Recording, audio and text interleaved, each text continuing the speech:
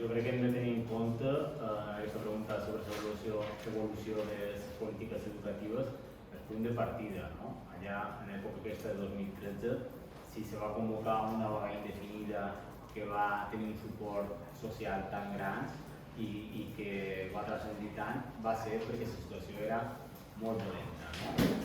Hi havia una situació, ja s'ha dit, de repressió, hi havia una política de desmuntar el sistema públic d'educació, de pèrdua de qualitat, tota una sèrie de punts que llavors, a partir de 2015, amb el canvi polític, canvien.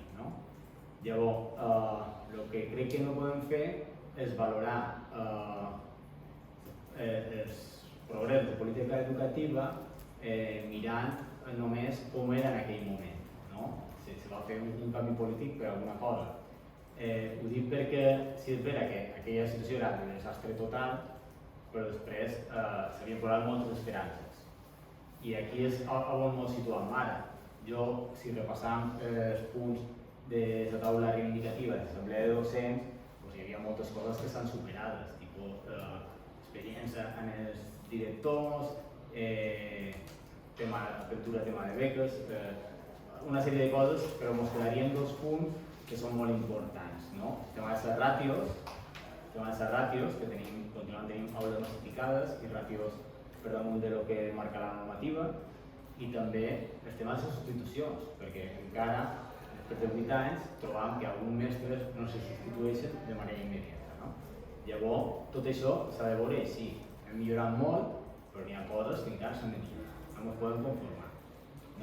Després s'ha de saber encetar altres temes, com seria el de la segregació escolar, i guetos escolars, que aquí a Palma hi ha un bon nombre de centres segregats, i tota una sèrie de temes que podríem anar xerrant.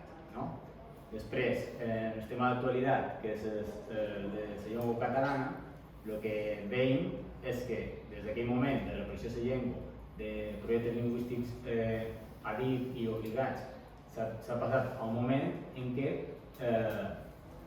s'està perdent l'ús social de la llengua catalana també a les escoles, a fora de les escoles, i que no n'hi ha s'està veient com arriba això.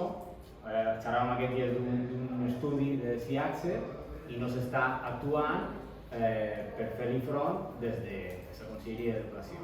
És un problema molt greu, hem passat a una situació quan en el 2013 dèiem no, la competència és la mateixa en les dues llengües, a una pèrdua, xerràvem aquest dia, de que si la competència satisfactòria en castellà és del 74%, en català arriba a ser 54%, llavors està un 20% més baix, d'un cost de 3 quarts a pràcticament la meitat.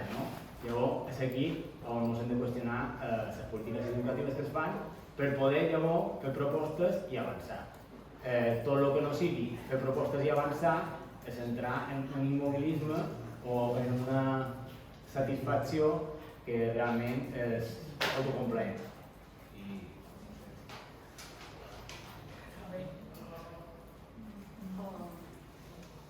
Si voleu seguir allà,